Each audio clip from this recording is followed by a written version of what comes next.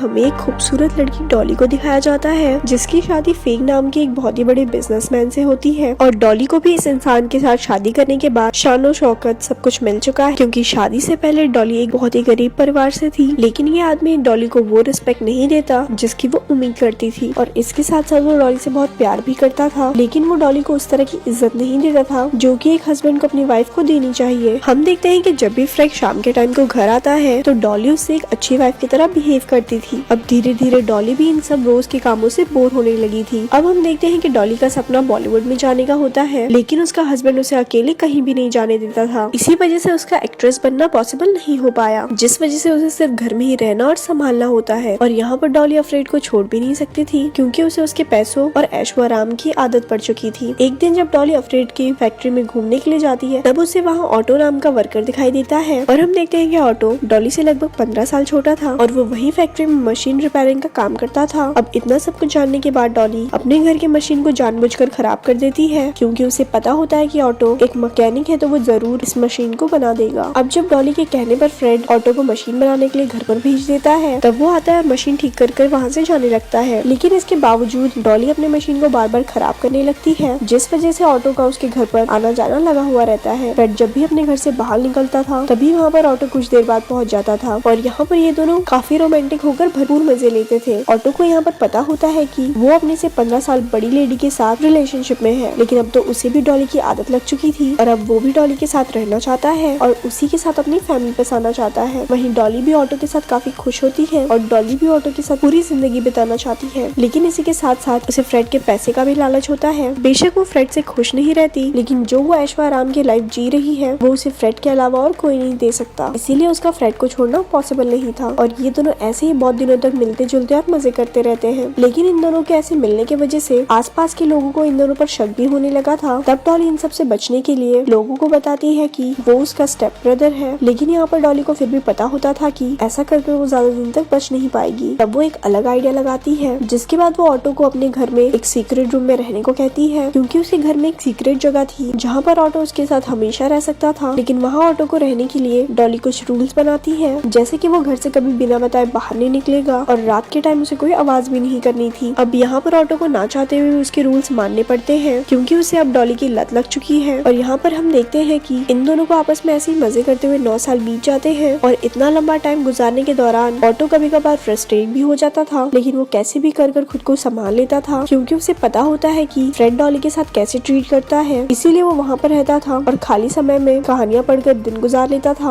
और इसके साथ साथ डॉली भी जानती है कि ऑटो काफी टाइम से बाहर नहीं गया, जिसकी वजह से वो भी फ्रस्ट्रेट हो रहा है, जिसकी वजह से वो उसे एक दिन सीक्रेट बार में ले जाती है। लेकिन जब ऑटो अचानक से इतने लोगों के बीच में जाता है तो उसे वहाँ पर घबराहट होने लगती है, क्योंकि वो 9 साल तक समझो उम्र कैद काट रहा था। एक तरह से वो मेंटली बीमार हो चुका था, लेकिन अब उसके पास डॉली के साथ रहने के अलावा और कोई रास्ता नहीं था। और वहीं हम दूसरी तरफ डॉली को देखते हैं, जो फ्रेड से छुटकारा पाने के लिए कुछ प्लान बनाने लगती है। सबसे पहले तो वो काफी महंगा इंश्योरेंस कराती है, ताकि उसे फ्रेड के बाद भी काफी अच्छी खासी लाइफस्टाइल जीने में कोई तकलीफ ना हो। इसके बाद वो फ्रेड की गन को ऑटो के पास छुपा देती है, ताकि टाइम आने पर ऑटो उसका यूज कर सके। लेकिन इतने सब के प्लानिंग के बारे में ऑटो को भनक तक भी नहीं लगी थी। अब एक दिन जब फ्रेड डॉली को एक पार्टी में लेकर जाता है, तभी यहाँ पर डॉली को फ्रेड का लॉयर मिलता है। जब यहाँ पर फ्रेड डॉली के साथ डांस नहीं करता, तब वो उस लॉयर के साथ ही डांस करना शुरू कर देती है, और इसी बीच वो उसके साथ फ्लर्ट भी करने लगती है। और इतना सब कुछ देखने के बाद फ्रेड काफी गुस्सा हो जाता है, जिसके बाद वो घर आने के बाद डॉली के ऊपर बहुत ज्यादा चिल्लाने लगता है। तब यहाँ पर डॉली भी फ्रेड के ऊपर काफी ज्यादा गुस्सा होने लगती है। यहाँ पर वो ऐसा क्रिएट करती है जैसे कि फ्रेड उसे मार ही डालेगा, क्योंकि उसे पता होता है कि ऑटो की आवाज सुनकर उसे बचाने आएगा। और यहाँ पर बिल्कुल ऐसा ही होता है। यहाँ पर ऑटो वही गन लेकर आता है जो कि डॉली ने उसके रूम में छुपा दी थी, और यहाँ पर आखिरकार ऑटो गन से शूट कर फ्रेड को मार देता है, जिसके बाद गन चलने की आवाज बाहर तक चली जाती है, जिसके चलते यहाँ पर ये दोनों एक प्लान बनाते हैं। अब यहाँ पर डॉली के कहने पर ऑटो अपने बैग में कुछ पैसे और गहने लेकर भाग जाता है, और ऑटो जाने से पहले डॉली को एक कमरे में बंद कर देता है, ताकि किसी भी आदमी को डॉली पर कोई शक न जाए। अब जब पुलिस यहाँ पर आने के बाद जांच करने लगती है, तब उसे फ्रेड की जेब से उसका वॉलेट मिलता है। तब वहाँ के पुलिस इंस्पेक्टर को वहाँ पर शक होने लगता है, लेकिन यहाँ पर डॉली के खिलाफ कोई भी सबूत न मिलने की वजह से वो डॉली को अरेस्ट नहीं कर पाते। अब यहाँ दूसरी तरफ डॉली भी इस मर्डर केस से छुटकारा पाना चाहती है, और वो उस लॉयर से मिलने के बाद उसे प्यार का नाटक करने लगती है और उसके साथ कई बार घपाघप भी करती है। अब जब वो लॉयर सीरियस हो जाता है, तब डॉली उसे वही गन दिखाती है। ये गन उसने अपने सेफ्टी के लिए रखी थी। वो कहती है कि मेरी सेफ्टी के लिए तुम तुम हो तो मुझे गन क्या जरूरत है। और ऐसा बोलते ही वो गन डॉली उस लॉयर को दे देती है ताकि वो उसको कहीं पर फेंक दे। फिर कुछ दिनों बाद डॉली को अपने इंश्योरेंस का पैसा भी मिल जाता है। वहीं दूसरी तरफ हम देखते हैं कि ऑटो भी कुछ दिनों बाद लौट आता है, जिसके बाद डॉली उसके साथ कैलिफोर्निया शिफ्ट हो जाती है। लेकिन वहाँ शिफ्ट होने के बाद उसे एक बात सताने लगती है। वो डरती है कि कहीं उसका राज न खुल जाए, इसीलिए वो वहाँ पर अपने आप को बचाने के लिए वहाँ के बड़े लोगों से मिलती है और उन लोगों के साथ भी अफेयर रखने लगती है। अब कई लोगों के साथ अफेयर रखने के बाद अचानक से उसे एक हरमन नाम का आदमी मिलता है और वो उसके साथ काफी कंफर्ट फील करती है। अब डॉली की इन सारी हरकतों की वजह से ऑटो काफी परेशान रहने लगा था और वो डॉली से ये सब कुछ बंद करने को कहता है। तब यहाँ पर डॉली कहती है कि वो जो कुछ भी कर रही है वो उन दोनों के भले के लिए कर रही है। लेकिन अब यहाँ पर ऑटो को अच्छे से समझ आ चुका था कि डॉली ने बस उसका यूज किया है, लेकिन उसके पास कोई और रास्ता भी नहीं था, जिसकी वजह से उसे मजबूरी में डॉली के साथ ही रहना पड़ता है। तभी कुछ दिनों बाद लॉयर को पता चलता है कि डॉली उसको धोखा देकर सारे पैसे लेकर भाग चुकी है। इसकी वजह से वो काफी गुस्सा होता है और वो पुलिस को वही गन देकर उसे अरेस्ट करने को बोलता है। और वो उस गन के मिल जाने के बाद पुलिस को भी शक हो जाता है कि शायद उसकी मर्डर में डॉली का ही हाथ हो। जिसके बाद अब ये लोग कैलिफोर्निया जाने के लिए तैयार हो जाते हैं ताकि वो वहाँ पहुंचकर डॉली को अरेस्ट कर सके। और यहाँ पर डॉली को प्रोटेक्ट करने के लिए हरमन उसके साथ होता है। यहाँ पर वो पुलिस से बोलता है कि भले ही ये गन डॉली की है, लेकिन उस पर फिंगरप्रिंट डॉली के नहीं है, जिसकी वजह से वो एक लीगल एविडेंस नहीं है। और ये बात सुनने के बाद पुलिस ऑफिसर भी वहाँ से लौट आता है। जिसके बाद हरमन वहाँ पर डॉली के साथ उसके घर पर आता है और उसके साथ पलंग तोड़ प्रोग्राम करता है। अब ऑटो ऐसे देखता हुआ उसका काफी सुलझ जाता है। तब उसे गुस्सा आता है और वो एक चाकू लेकर हारमन को वहाँ से डरा कर भगा देता है, क्योंकि अब ऑटो को इस तरह से रहना बिल्कुल भी पसंद नहीं था। जिसकी वजह से वो पुलिस को फोन लगाकर अपनी सारी सच्चाई बता देता है। जिसके बाद पुलिस इन दोनों को अरेस्ट भी कर लेती है। अब जब हरमन को इन सब के बारे में पता चलता है तो उसको काफी दुख होता है और वो फिर से डॉली का साथ देता है। जिसके बाद जब फिर से पुलिस वेरिफिकेशन होती है तो डॉली अपने आप को बचा लेती है, क्योंकि पुलिस डॉली के खिलाफ कोई लीगल एविडेंस पेश नहीं कर पाती, जिसकी वजह से कोर्ट को उसको छोड़ना पड़ता है। और वहीं ऑटो को भी पब्लिक से काफी सिंपैथी मिलती है। पब्लिक का मानना था कि डॉली ने ऑटो का यूज कर उसे फंसाया है, जिसके चलते ऑटो भी अब कोर्ट से छूट जाता है। अब जेल से छूटने के बाद ऑटो वापस अपनी कंट्री में आ जाता है, क्योंकि अब वो डॉली से ब्रेकअप कर चुका था। वहीं दूसरी तरफ हम देखते हैं कि डॉली अपने आखिरी लवर से शादी कर लेती है, लेकिन इसके कुछ ही दिनों बाद उसकी मौत भी हो जाती है। और ये दिखाते हुए इस मूवी का यहीं पर ही एंड हो जाता है।